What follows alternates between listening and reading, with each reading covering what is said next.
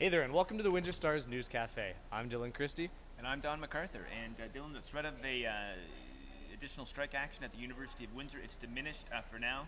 About 400 workers who could have hit the picket lines, they're going to hit the ratification voting booth instead. Yeah, that's right. It went down around 9 a.m. on Sunday where the Unifor and the university negotiators reached a tentative agreement. Today they are going to vote to ratify the deal. But yeah, this represents a number, you said about 400 workers? Yeah, exactly. This is with Unifor Local 2458 and 195. So this represents clerical staff, operating engineers, skilled trades, and then with 195 it's campus community police and parking services employees. No, exactly. So they're going to vote tonight. We're going to be there. Ratification vote is set for about 7. Now, this has no bearing on. There's still 300 workers, CUPE workers, who have been on strike. Today is their 8th day on the picket line, so they're sort of all by themselves right now. Yeah, CUPE 1393 President Dean Roy says that they're waiting to go back to the bargaining table at any moment, that they're happy to do it. They actually hope that this recent agreement with university kind of brings the university back to the bargaining table, that it means they're ready for that. So he's optimistic, so we'll see. I guess the morale on the front lines right now are still high, he says. So we'll see. Well, we're not out of the woods yet, right? Because another bargaining unit, a CUPE 1, CUPE Local 1001, again, they represent about 400 workers. They could be in a strike position on September 23rd if they don't reach a tentative pact. Yeah, for sure. You know, for myself, like I hope I'm teaching a course over at the university in digital journalism, sort of team teaching it, and I really hope all this gets resolved. I mean, pickets are no good for anybody, and everybody wants to get paid. Yeah, it's disruptive. I know there's even talks about there being a student walkout plan. Students there, I think they're starting to kind of to feel the heat, feel the effect of all this. There's actually some textbooks that haven't been able to be delivered to the university because some of these the delivery people aren't willing to cross the lines. So it's kind of having an impact, and of course the education too would be interrupted if students did take this walkout. So it's kind of starting to have the ripple effect across campus. For sure, and especially, I mean, if this additional CUPE local, I mean, would go on strike, I mean, then there starts to be ramifications like the little pebble in the water ripple effects. Yeah. The university's reputation takes a beating, and we can ill afford that. We have another story today. There's 701st out of 800 universities. A bit of a confusing ranking system there. But yeah, exactly. Well, so there's 701st out of 800 universities, which are classified as the top universities around the world. So they've kind of taken one small subsector, the top universities, Right. and so we reached 101 or 701. But I guess if you want to count all the universities around the world, there are over like 9,000 or so. So if you look at it from the broader range, then that's pretty good. At least we made the list. At least we made the list, exactly. So I think that's a pretty good standing. I think Toronto was number 1 in Canada. Yeah, U of T, and then McGill. McGill was number 2. So Yeah. Number 1 overall was MIT in Massachusetts there, and then Harvard, and then Cambridge, I think. yeah, Harvard was number 2, I believe. So yeah, not bad. Good company. Right. Exactly. We got the logo right. Anyway, we always get in trouble when we use the wrong University of Windsor logo. After they rebranded, yeah, we usually get a phone call if you use the wrong one. Some angry emails from the spokespeople, but we got it right today. Good for us. Okay, like a big $500,000 damage yesterday at Victoria Park Place, 26th floor.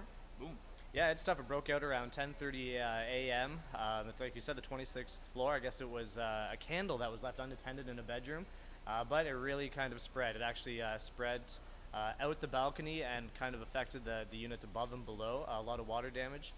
Rebecca Wright was on scene with Dax Melmer, and they were actually talking to some of the residents who were in the building at the time of the fire. Yeah, pretty scary stuff, and I guess I didn't know this. Victoria Park Place is at 31 floors. It's Windsor's tallest residential building, and it really presents, you know, some challenges for firefighters who are going to go fight this thing. We have a clip of Inspector John Lee talking to Dax Melmer about some of these challenges fighting these high-rise blazes, and here he is. Unit, from my understanding, has substantial damage. It did come out through the balcony door and spread upwards on the exterior, but not inside. The unit above has smoke damage, as well as the 26th floor in the hallway.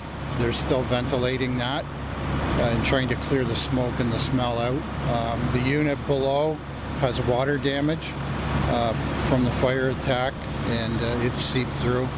And one person from 2609 was transported with smoke inhalation and minor burns to their hands. That's all the information I have at this point. I know they're trying to isolate just the affected units so that the people can return. Well, there is there's carbon charring on the exterior for 3 floors, but that doesn't mean that the units are affected. It's smoke from the when it went out from the exterior, and it's gone up the exterior of the building, so it's not affecting the actual units. It requires a lot of personnel to do it because we typically don't use the elevators.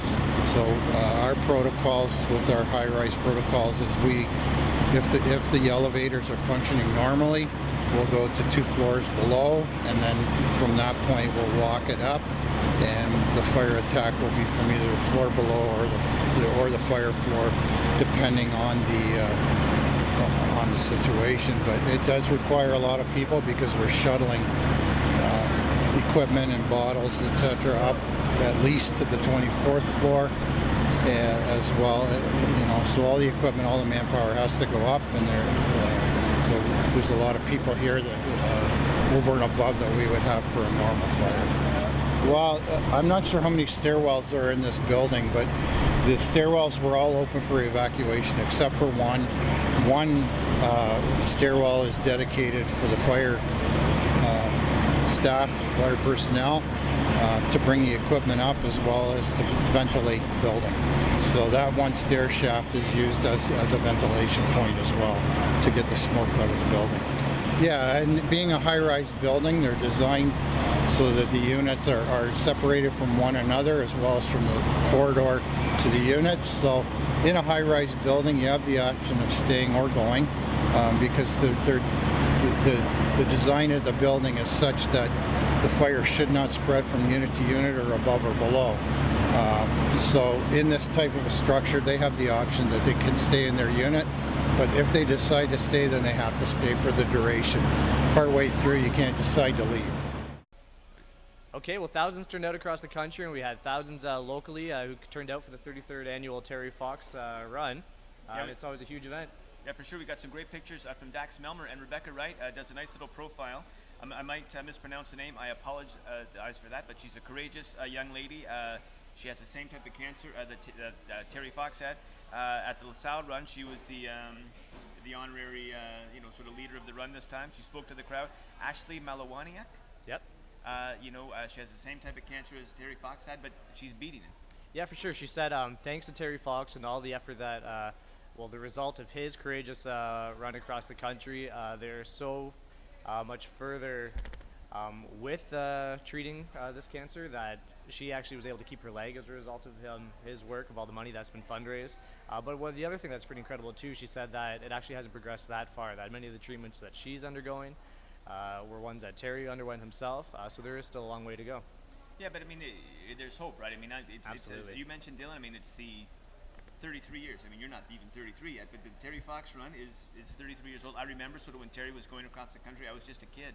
I guess I betrayed my age here. I would have been 9 years old. I'm 42 now. Wow. And, it sort of was slowly but surely, it gathered steam, it gathered momentum. And now, yesterday alone in Tecumseh, the Tecumseh run, locally we raised like 54K. Mm-hmm. Right, so across the country, millions and millions have been raised in this annual run. Oh yeah, for sure. Last year, Ontario itself raised almost $12 million. So it's pretty incredible and great work. All right, well, it can be beaten, right? Yeah, can be beaten. Okay, and this is crazy right now. Halberstadt and Francis, these guys are like two kids in a sandbox. They just can't get it together. Very catty, these two. Oh, for sure. There's always some drama going on. Halberstadt, of course, is an outspoken city councillor. He has his own blog. Yeah. And that's kind of the focus of this latest argument right now. Halberstadt wrote a blog earlier this year kind of criticizing City Council, specifically Mayor Eddie Francis, about the International Children's Games, saying that a lot of the promised money that was supposed to be raised never actually came through. And he even said that the community, along with the media, are really kind of drinking Mayor Eddie Francis's Kool-Aid, which... Well, exactly. This is actually funny. Like, it's a very common expression, drinking the Kool-Aid, comes from the Jonestown Massacre, like in 1978, which over 900 people were killed by drinking cyanide-laced Kool-Aid. So I guess Halberstadt has since, so he writes this blog essentially saying the ICG isn't all it's cracked up to be. Yep. We didn't make the money we should make. you know, we spent too much money. It didn't put Windsor on the map. Nobody cared except for a small cadre of like Eddie Francis supporters. So Francis like took him to task on City of Windsor letterhead, you know, taking a page from McNamara's using city resources. But he takes him to task. We're going to post this later on our website. But paragraph by paragraph, point by point, Francis just rips him a new one, and to the point that Halberstadt apologizes. He's written a subsequent blog. Kind of. Well, yeah, it's a yes but apology. He apologizes specifically for using those who drink his Kool-Aid.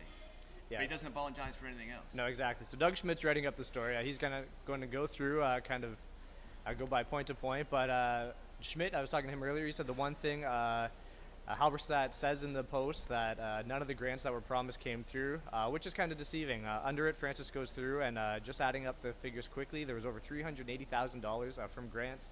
Yeah. There was a ton of support from community groups and local restaurants, so it's pretty interesting. We'll see where this goes. We'll see if Halberstadt has anything else to say about this. But well, the thing with Halberstadt too, you have to be careful. I mean, as a reporter, you always like calling up Alan Halberstadt for a quote because he's a quote machine. Like he gives you all these great juicy quotes.